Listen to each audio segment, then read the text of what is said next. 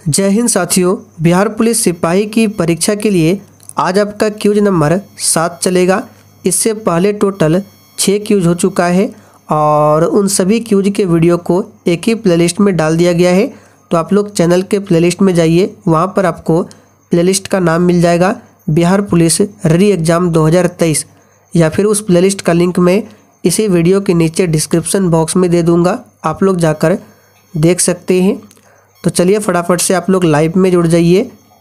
तो साथियों, पहला क्वेश्चन है, ग्रेट वॉर के नाम से जाना जाने वाला युद्ध कौन सा है? काफ़ी ज़्यादा महत्वपूर्ण प्रश्न है, सभी ऑप्शन को ध्यान से पढ़िए और साथियों आपको बिल्कुल सोच समझकर आंसर करना है।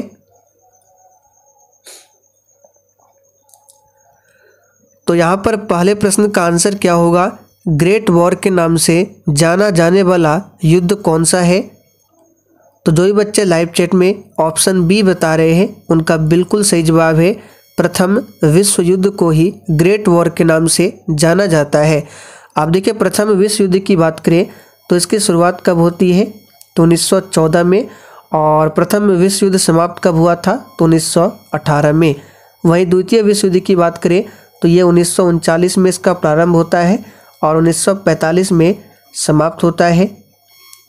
चलिए आगे देखिए, टमाटर का रंग किसके कारण लाल होता है?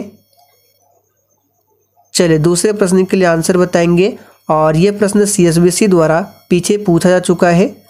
चलिए आंसर कीजिए फटाफट से। तो टमाटर का रंग जो लाल होता है ये किसके कारण होता है? तो याद रखिएगा, लाइकोपीन के कारण। तो यहाँ पर जो भी बच्चे डी बता रहे हैं उनका बिल्कुल सही जवाब है, लाइकोपीन के कारण। और टमाटर में कौन सा अम्ल पाया जाता है, ये भी प्रश्न बनता है। तो याद रखिएगा, ऑक्जेलिक अम्ल टमाटर में मिलता है। चलिए आगे देखिए, सबसे कम तरंग लंबाई वाली किरण कौन सी है?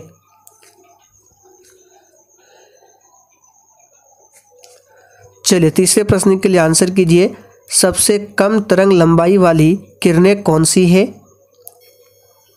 तो साथियों यहाँ पर तीसरे प्रश्न का आंसर हो जाएगा गामा किरणें। याद रखिएगा, इन चारों ऑप्शन में से गामा किरणें की जो तरंग लंबाई है वो क्या है? सबसे कम है। तो यहाँ पर डी ऑप्शन आपका सही जवाब है, गामा किरण। डेल्टा का निर्माण होता है जब नदी के मुहाने पर क्या होता है? चलिए चौथे प्रश्न के लिए आंसर बताएंगे और यहाँ से प्रश्न बनता है, डेल्टा का निर्माण करने वाली नदियाँ। तो देखिए, भारत की जितनी भी नदियाँ पूरब की ओर बहती है, यानी कि अपना जल बंगाल की खाड़ी में गिराती है, वो डेल्टा का निर्माण करती है। और जितनी भी नदियाँ पश्चिम की ओर यानी कि अपना जल अरब सागर में गिराती है, वो डेल्टा का नहीं, वो एस्वरी का निर्माण करती है। और एस्वरी का निर्माण करने वाली नदियाँ जैसे कि आपका हो गया ताप्ती हो गया और नर्मदा हो गया, ये क्या है? तो ये अपना जल नर्मदा ताप्ती अपना जल अरब सागर में गिराती है और ये एस्वरी का निर्माण करती है। किसे गांधी जी का कंसाइंस कीपर कहा जाता है? चलिए 5 के लिए आंसर कीजिए, गांधी जी का कंसाइंस कीपर किसे कहा जाता है? तो बहुत ही सिंपल क्वेश्चन है, गोपाल कृष्ण गोखले को महात्मा गांधी जी का कंसाइंस कीपर कहा जाता है। इन्होंने 1905 में, ध्यान रखिएगा, 1 अक्टूबर को एग्जाम में पूछा गया था बिहार पुलिस में, सर्वेंट ऑफ इंडिया सोसाइटी, तो इसकी स्थापना किया था गोपाल कृष्ण गोखले ने 1905 में। आगे देखिए, कौन देश यूरेनियम के उत्पादन में सबसे आगे है? और साथियों सेशन के लास्ट में आप सभी को अपना अपना स्कोर कमेंट करके ज़रूर बताना है कि आपने कितने प्रश्नों के सही सही आंसर किए हैं। तो यूरेनियम का सबसे अग्रणी उत्पादक देश कौन सा है? तो याद रखिए, कजाकिस्तान। यहाँ पर पहला ऑप्शन आपका सही जवाब है, कजाकिस्तान है। चलिए आगे देखिए, 1906 में स्वराज्य शब्द का प्रयोग करने वाला प्रथम भारतीय कौन था?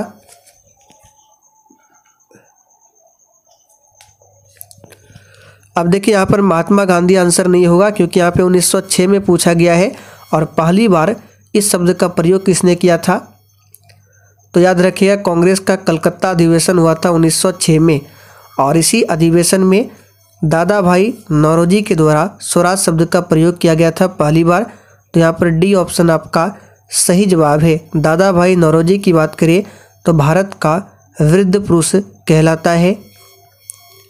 आगे देखिए, हिंदू शास्त्र में कितने पुराणों का उल्लेख मिलता है? चलिए, बहुत ही शानदार लेवल का क्वेश्चन है। और साथियों, जिसने अभी तक सेशन को लाइक नहीं किया है तो प्लीज़ आप सभी से रिक्वेस्ट है कि आप सभी सेशन को साथ में लाइक भी करते चले। तो हिंदू शास्त्र में कितने पुराणों का उल्लेख मिलता है? तो याद रखिएगा, टोटल 18 पुराणों का उल्लेख मिलता है। और उपनिषद कितने हैं? तो 108 उपनिषद है। वेद 4 है, वेदांग 6 है, सभी को ध्यान रखेंगे। आगे देखिए, गायत्री मंत्र किस वेद में लिखा हुआ है? चलिए, 9 के लिए आंसर कीजिए। गायत्री मंत्र की रचना किसने की थी?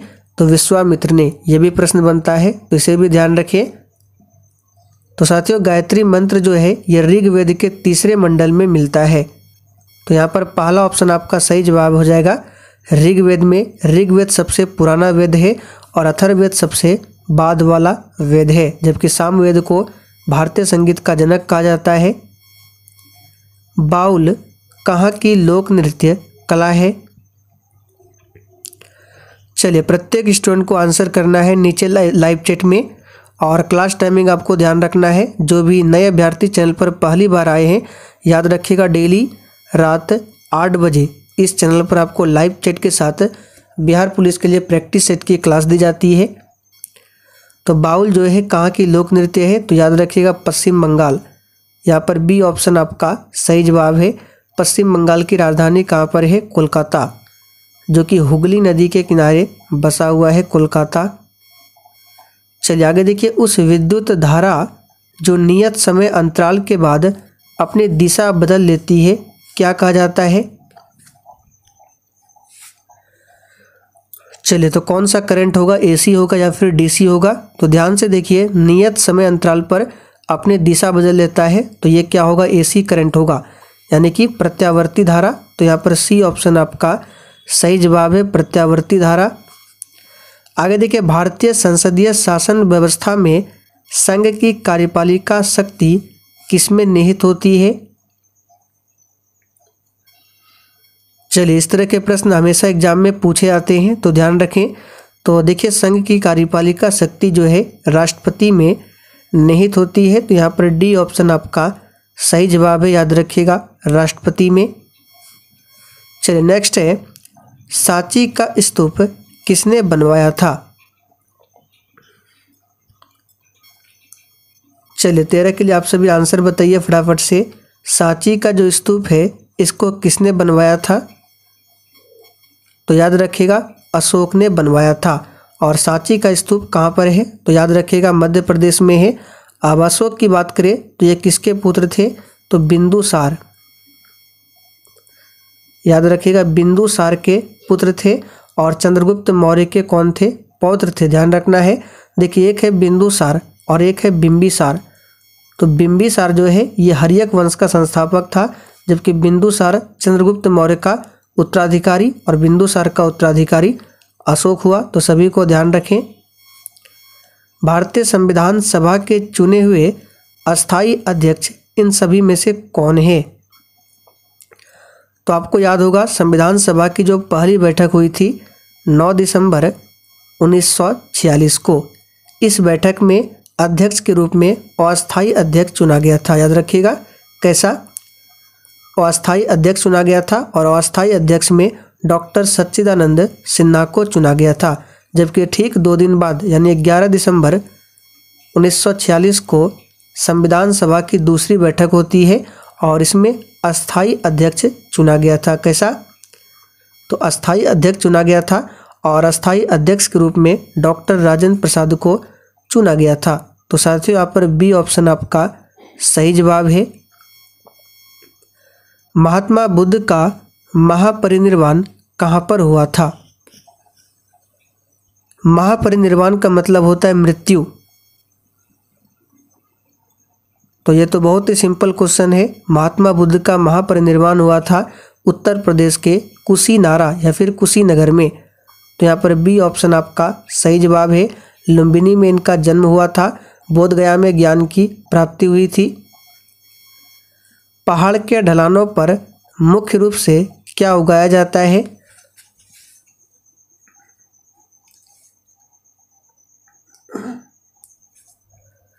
चलिए, बहुत ही सिंपल क्वेश्चन है। पहाड़ के ढलानों पर मुख्य रूप से उगाया जाता है चाय। तो यहाँ पर बी ऑप्शन आपका सही जवाब है, चाय।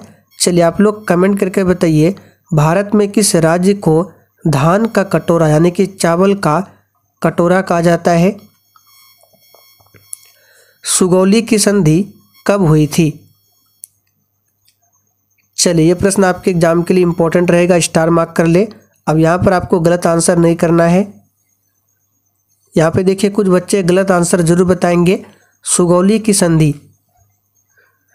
अब देखिए, यहाँ पर कुछ बच्चों ने क्या किया है, हड़बड़ी में 1716 आंसर किए हैं। उनको तो याद है कि 16 होता है, लेकिन 1716 नहीं होता है, 1816। तो याद रखिएगा, सुगौली की संधि जो है 1816 में किसके बीच? तो अंग्रेज और नेपाल के बीच में। तो 1816 कहीं भी नहीं दिया गया है, तो आंसर होगा इनमें से कोई नहीं। चलिए आगे देखिए, भारत में संविधान सभा का सृजन किया गया था। यहाँ पर सही कर लीजिए, इसका आंसर डी होगा। यहाँ पे देखिए लिख भी दिया गया 1816, तो आंसर जो इसका डी होगा, इनमें से कोई नहीं। और 1816 में सुगौली की संधि। चलिए 18 के लिए आंसर कीजिए, भारत में संविधान सभा का सृजन किया गया था। तो ये तो बहुत ही सिंपल क्वेश्चन है। ये किया गया था किसके द्वारा? तो कैबिनेट मिशन, जो कि 1946 में आया था। तो बी ऑप्शन आपका सही जवाब है। देखिए, इस कैबिनेट मिशन में 3 सदस्य थे, जिसमें अध्यक्ष कौन थे? तो पैथिक लॉरेंस पूछा जाता है। मुस्लिम लीग ने किस दिन को सीधी कार्यवाही दिवस के लिए चुना गया? चलिए आंसर बताएंगे। देखिए, मुस्लिम लीग की स्थापना होती है 1906 में, और मुस्लिम लीग ने किस दिन को सीधी कार्यवाही दिवस के लिए चुना था? तो याद रखिएगा, इसका आंसर क्या हो जाएगा? तो यहाँ पर 19 का आंसर हो जाएगा ऑप्शन बी, 16 अगस्त 1946 को याद रखिएगा। बिना मिट्टी के पौधों के विकास एवं वृद्धि की पद्धति क्या कहलाती है? ये प्रश्न भी पूछा हुआ प्रश्न है।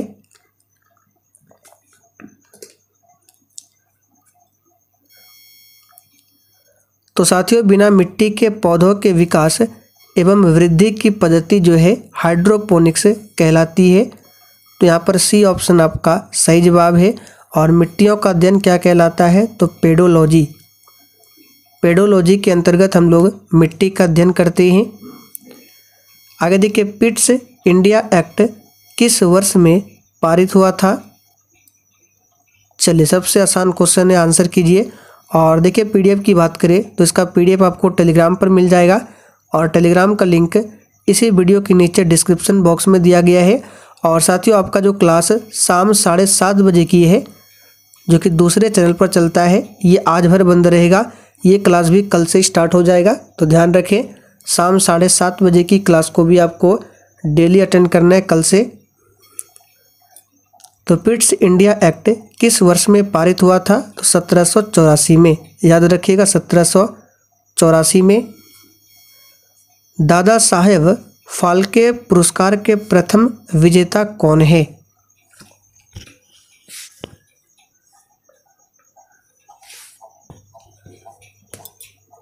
तो प्यारे साथियों, दादा साहेब फाल्के पुरस्कार के प्रथम विजेता है देविका रानी। तो यहाँ पर सी ऑप्शन आपका सही जवाब है, देविका रानी, ध्यान रखें। चलिए आगे देखिए, रात्रि का अंधापन किसकी कमी से होता है?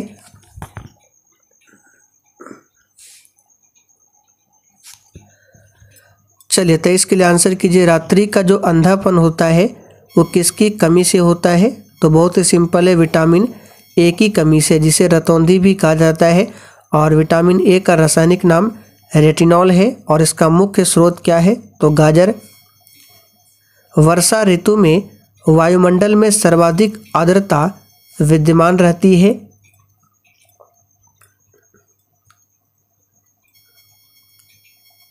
तो ये विद्यमान रहती है, याद रखिएगा। किस समय?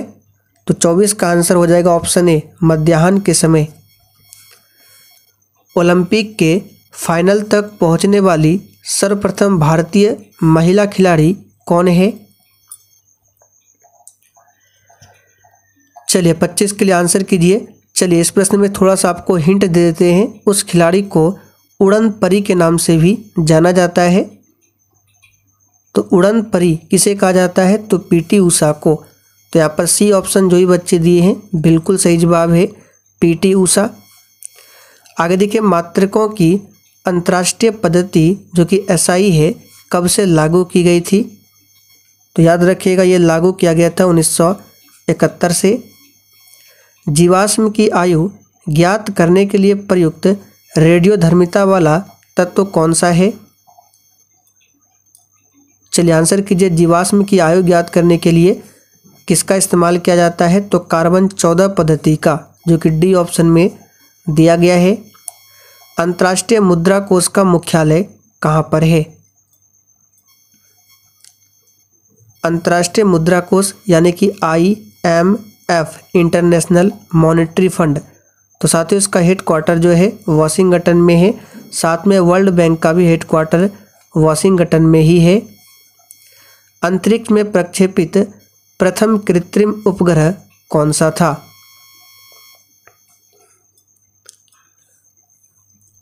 तो अंतरिक्ष में प्रक्षेपित प्रथम कृत्रिम उपग्रह था स्पुतनिक फर्स्ट। याद रखिएगा स्पुतनिक फर्स्ट, आर्यभट्ट नहीं होगा। आर्यभट्ट तो ये भारत का प्रथम कृत्रिम उपग्रह था जो कि 1975 में लॉन्च किया गया था। तो यहाँ पर जो आंसर होगा स्पुतनिक फर्स्ट होगा। यहाँ पे भारत नहीं पूछा गया है। भारत में हिंदू वृद्धि दर किस विषय से संबंधित है? तो साथियों भारत में हिंदू वृद्धि दर जो है ये संबंधित है राष्ट्रीय आय से। यहाँ पर पहला ऑप्शन आपका सही जवाब है, राष्ट्रीय आय। भारत की खोज के लेखक कौन थे?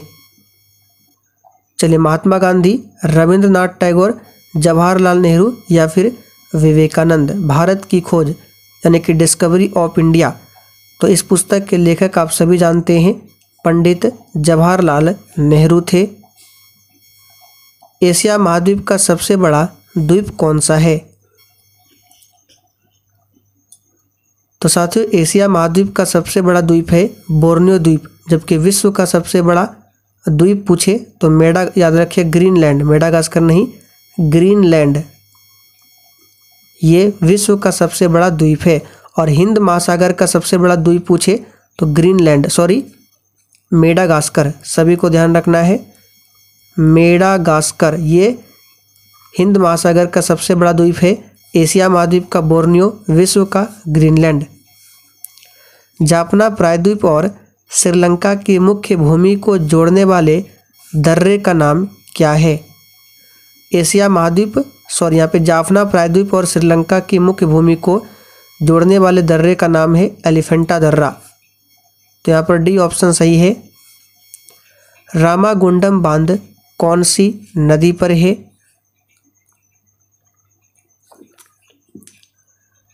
तो साथियों रामागुंडम बांध जो है गोदावरी नदी पर है, जिसे वृद्ध गंगा भी कहा जाता है। ये दक्षिण भारत की सबसे लंबी नदी है गोदावरी नदी। निम्नलिखित में से कौन सा झील कृत्रिम है? चलिए डल झील, चिल्का झील, जयसमंद या फिर नौखिचिया ताल। तो कृत्रिम झील जो है ये हो जाएगा जयसमंद झील, जो कि सी ऑप्शन में दिया गया है। आगे देखिए, हजरत ईसा मसीह को सूली पर किस दिन चढ़ाया गया था? तो साथियों हजरत ईसा मसीह को सूली पर गुड फ्राइडे के दिन चढ़ाया गया था। अफ्रीका की मूल जाति कौन सी है? अब देखिए यहाँ पर आपको रेड इंडियन आंसर नहीं करना है, ये अमेरिका का है। यहाँ पर अफ्रीका का पूछा गया है, तो अफ्रीका का हो जाएगा कौन सा? तो याद रखिएगा निगोइड, यहाँ की पहला ऑप्शन में दिया गया है निगोइड। ये जाति जो है अफ्रीका की मूल जाति है, जबकि रेड इंडियन अमेरिका की मूल जाति है। संगम काल में साहित्य रचना किस भाषा में की जाती थी?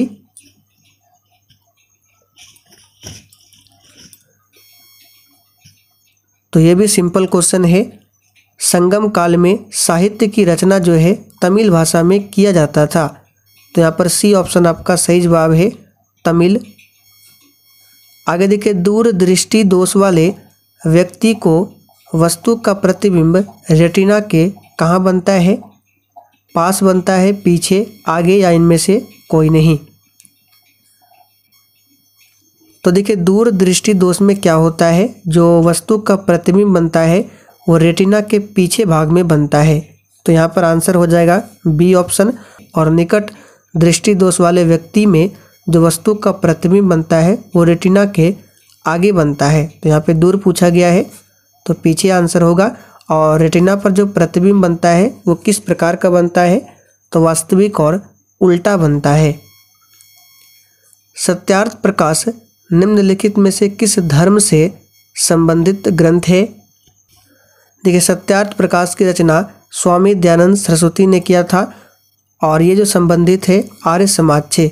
आर्य समाज की स्थापना 1875 में दयानंद सरस्वती ने किया था। आगे देखिए, डाउनिंग स्ट्रीट किसका निवास है? चलिए आंसर कीजिए। 10 डाउनिंग स्ट्रीट जो है किसका निवास है? तो इसी तीनों में आंसर होगा। तो 10 डाउनिंग स्ट्रीट जो है, याद रखिएगा, ब्रिटेन के प्रधानमंत्री का निवास स्थान का नाम है। ध्वनि का तारतम्य किस पर निर्भर करता है?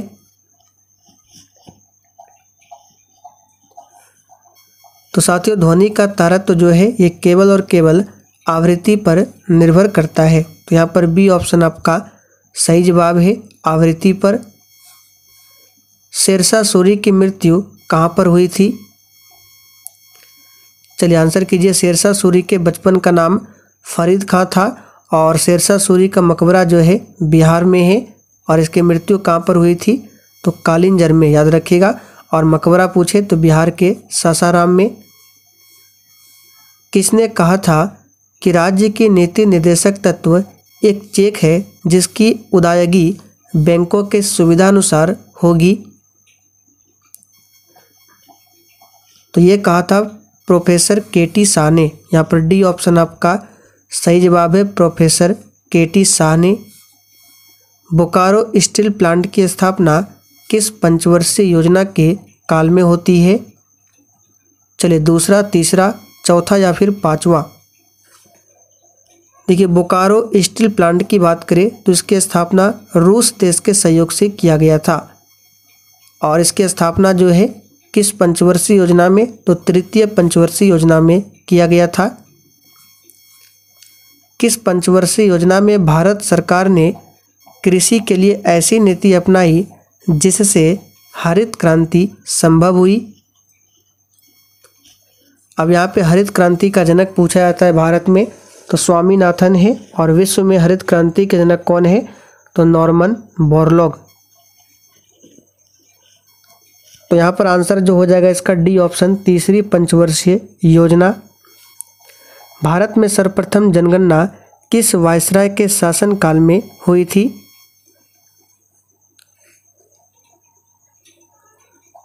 तो देखिए, भारत में पहली बार जनगणना 1872 में किया गया था, लॉर्ड मेयो के समय में। और 10 के आधार पर जनगणना पूछे तो 1881 में लॉर्ड रिपन के समय में। तो फिलहाल आंसर यहाँ पर बी ऑप्शन होगा। विश्व में दूध की रानी कही जाने वाली बकरी की नस्ल कौन सी है?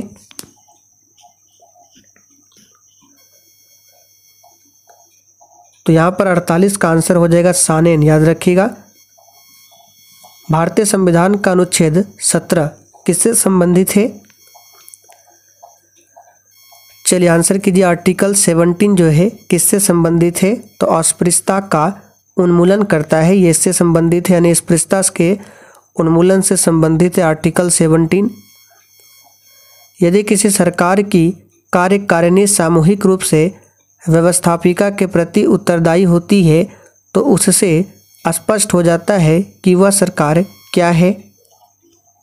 तो याद रखिएगा वह सरकार क्या है, तो संसदात्मक है। यहाँ पर डी ऑप्शन आपका सही जवाब है। तो साथियों आज के लिए इतना ही। सेशन पसंद आया हो तो जाने से पहले आप सभी सेशन को लाइक करके, और आज के इस 50 प्रश्न में से आप लोगों ने कितने प्रश्नों के सही से आंसर किए हैं फटाफट से आप लोग कमेंट करके बताइए।